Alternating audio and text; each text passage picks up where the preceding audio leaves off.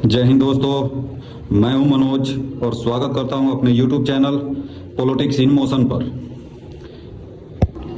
दोस्तों, गाजा से एक बहुत बड़ी खबर आ रही है। इजराइल ने हमास के टॉप कमांडर मूसा सल्दान को एयर स्ट्राइक में ढेर कर दिया है। उधर अमेरिका के राष्ट्रपति डोनाल्ड ट्रंप ने नया सीज फायर और पीस प्लान पेश कर दिया है।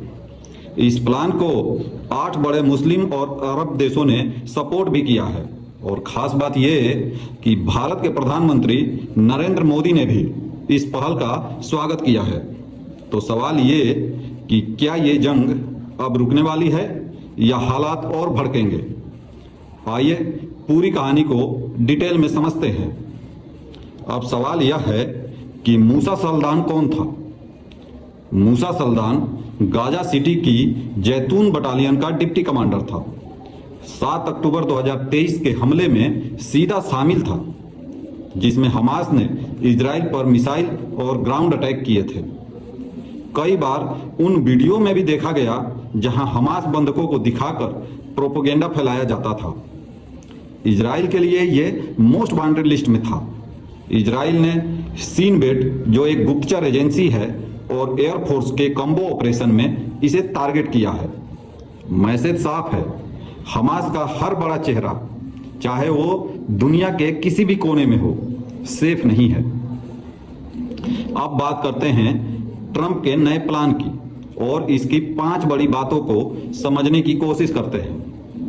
पहला, ट्रंप ने कहा है कि तुरंत सीज फायर हो ताकि बमबारी और ब्लडशेड रुके। दूसरा, होस्टेजेस और प्रिजनर एक्सचेंज हो, यानी इजराइल के कैद में फिलिस्तीनी और गाजा में बंधक बने लोग छोड़े जाएं।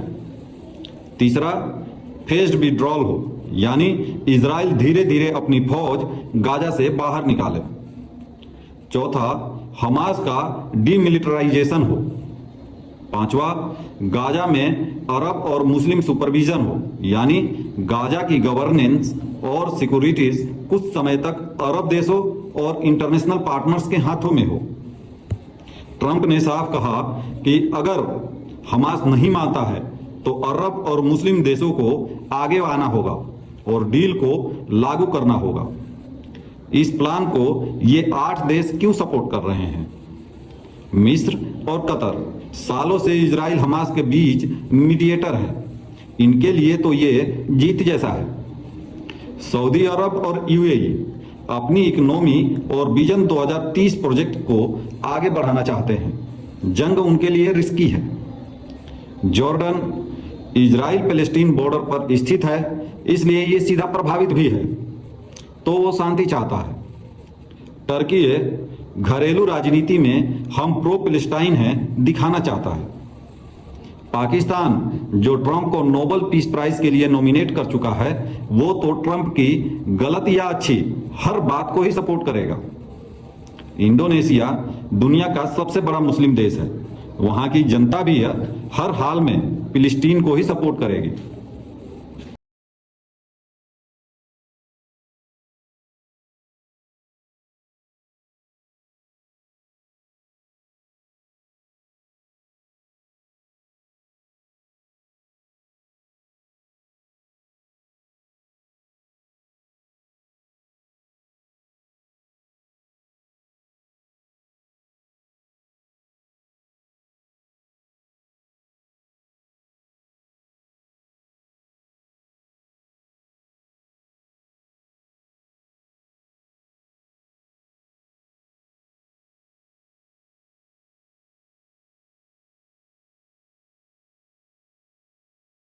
तो हर देश का अपना पॉलिटिकल और स्ट्रेटेजिक इंटरेस्ट है। भारत की बात करें तो प्रधानमंत्री नरेंद्र मोदी ने भी इसका स्वागत किया है। उन्होंने कहा कि अब समय आ गया है कि हिंसा रुके और निर्दोष नागरिकों की जान बचाई जाए। भारत हमेशा से कहता आया है टेररिज्म के लिए जीरो टॉलरेंस, लेकिन गाजा के आम लोगों के लिए भारत ने राहत सामग्री और दवाइयां भेजी हैं। भारत का स्टैंड बिल्कुल बैलेंस्ड है। आतंकवाद का समर्थन नहीं होगा, और निर्दोष नागरिकों की मदद हर हाल में होगी।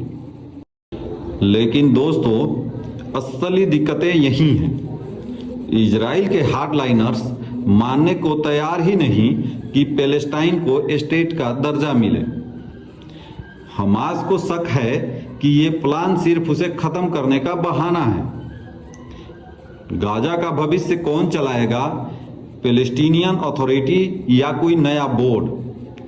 यानी अभी भी कई रेड फ्लैग्स हैं। तो दोस्तों, अब आपके लिए 3 बड़े सवाल। क्या मूसा सल्दान की मौत से हमास सच में कमजोर होगा? क्या ट्रंप का पीस प्लान सिर्फ दिखावा है या वाकई में जंग को रोक पाएगा? और क्या मोदी जी का सपोर्ट इस पहल को इंटरनेशनल लेवल पर और भी मजबूती देगा? मूसा सल्दान की मौत इजराइल के लिए एक सैन्य और प्रतीकात्मक जीत है। ट्रंप का पीस प्लान 8 मुस्लिम देशों और भारत के सपोर्ट से एक बड़ी डिप्लोमेटिक कोशिश बन चुका है। लेकिन असली खेल गाजा और इजराइल के फैसले पर टिका है।